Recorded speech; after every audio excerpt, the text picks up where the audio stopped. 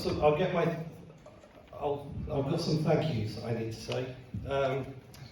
Thank you to the good folk of Penderyn, to Richard Thomas, to the judges who I'm slightly sort of boggled by the other nominees. Some of whom, were sort of quite important to me throughout the years, partly covered by Broken Greek.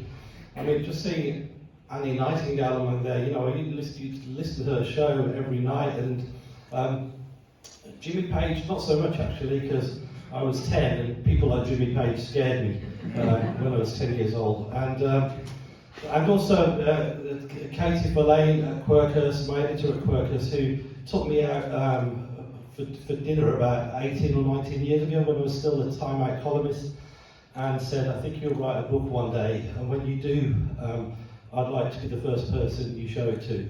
And at the time, I'd just become a dad, and I didn't even have time to read a book, let alone write one. And I said, well, thanks for lunch, but I think you might have wasted your money. So when I eventually sort of accidentally copied this book out, then she was always going to be the first person I showed it to, and she fought really hard to make sure that it came out at the length that it came out. So thank you very much. She's not here, but thank you very much, Katie. Now, I had a brief word with Mike earlier on, and I said, what happens after, they announce the winner, and then is there like some music or something? Does everyone sort of leave? And I said, well, yes. I said, okay, well, should I say something else, or is everyone just quite happy to leave? He said, no, you should probably sort of be on stage for about 10 minutes. So, so if you want to leave, that's fine.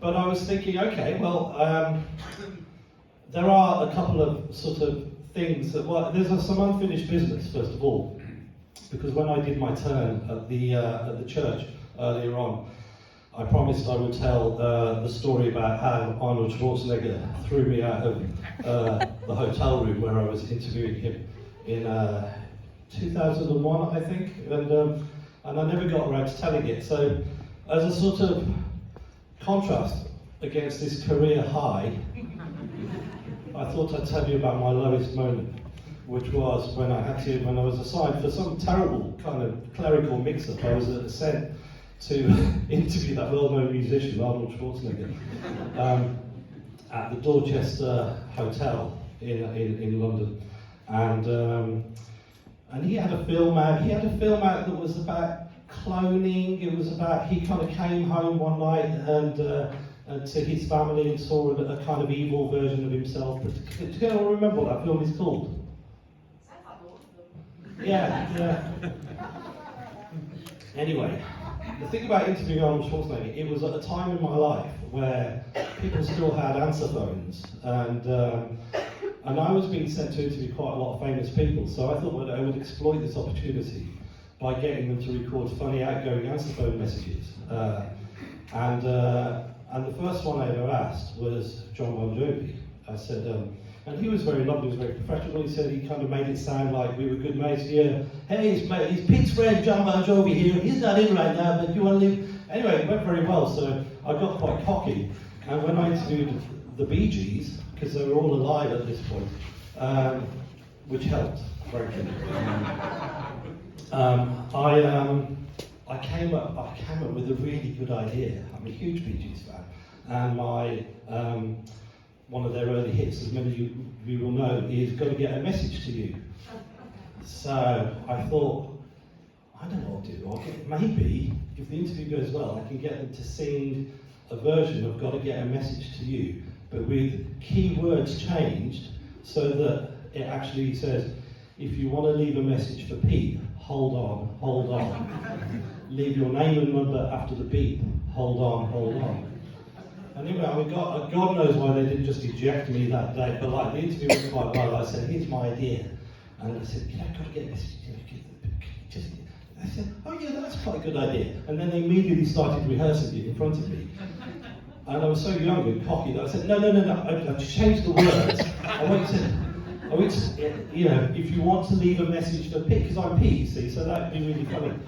And they looked at each other, yeah, okay. And they recorded this no perfect version of Gotta Get a Message to You. And I'm just aghast, I'm just sort of, I cannot believe this is happening. If you've read my book, which is, actually I noticed, I noticed there are like 5 times as many copies of my book as anyone else's. And I thought, well, that's a microcosm of my career, really, because my entire career is a triumph of availability over talent.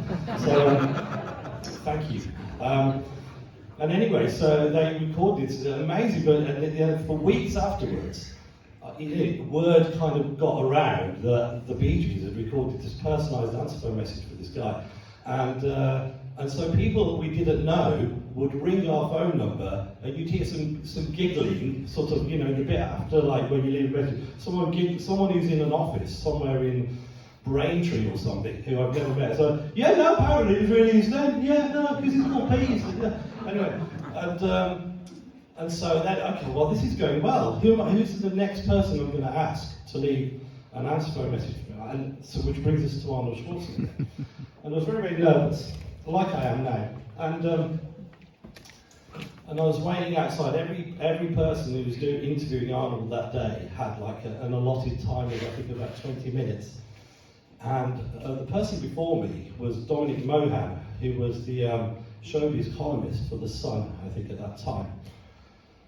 And they seemed to be getting on very well. And you know, there was like a bit afterwards where the Sun photographer came in and kind of Dominic Mohan put his arm around Arnie, and they did a really nice kind of photograph. I thought, oh, he's probably quite a good-humoured guy.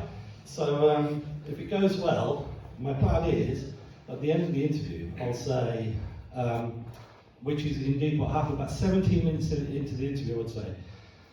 I said, Arnold, look, I've just got a funny, odd question to ask you, but whenever I interview someone who's really well known, I ask them if they'd be okay with recording an outgoing message from answer. And I've had a really good idea. Would you mind if you said, I'm sorry, Pete is not in right now, but he'll be back. And as soon as the word back came out of my mouth, this woman who I hadn't noticed, there was like a little kind of assistant who was in the room, hiding behind the sofa or something. If you've seen The Incredibles, do you remember Edna Mode in The Incredibles? It was like Edna Mode, like a real-life Edna Mode, popped out behind a chair in the far end of the room, and just... I honestly thought I was going to be arrested or something. I committed such a transgression. This really sort of hyper-caffeinated New York woman sort of like grabbed me by the shirt and said, that is, you have crossed the line, and I'm going to tell your employers what you just did. We don't do any endorsements, any answer phone messages, anything like that, unless it's clear beforehand. And she frog marched me out of the room, and Arnold is just sitting like impassive, like the Terminator. And I'm kind of ejected from the room. And suddenly, because obviously I'd gotten a bit of cocky because the Bee Gees had sung for me, I suddenly turned into a very angry Alan Partridge. And I said, what are you doing? I just asked for an supposed, you know, Mohan got his picture taken with her, and you saw the Bee Gees sang for me. And it's the only time I've ever sort of like, this anger came, I don't even know where it sort of came from. And so, that's probably my lowest professional moment. With the exception, sorry, just say one more thing. With the exception of because this is one of these daytime events, it kind of reminded me of the time I was sent to, for Time Out magazine, I was sent to cover the launch of a remote control vacuum cleaner, a robot vacuum cleaner. And Carol Vorderman is hosting this event. Carol Vorderman, TV's Carol Vorderman from Countdown.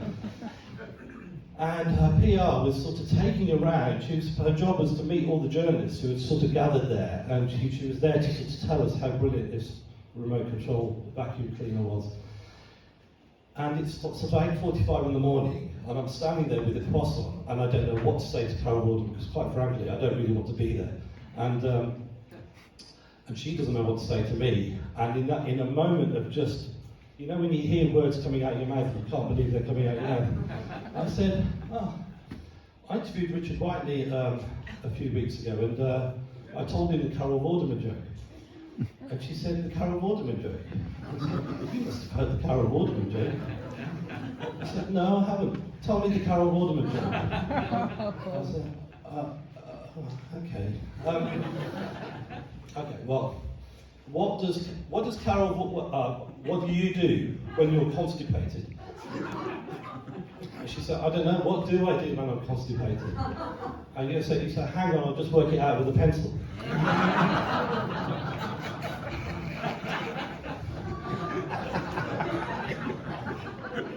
She looked at me like I was a pervert.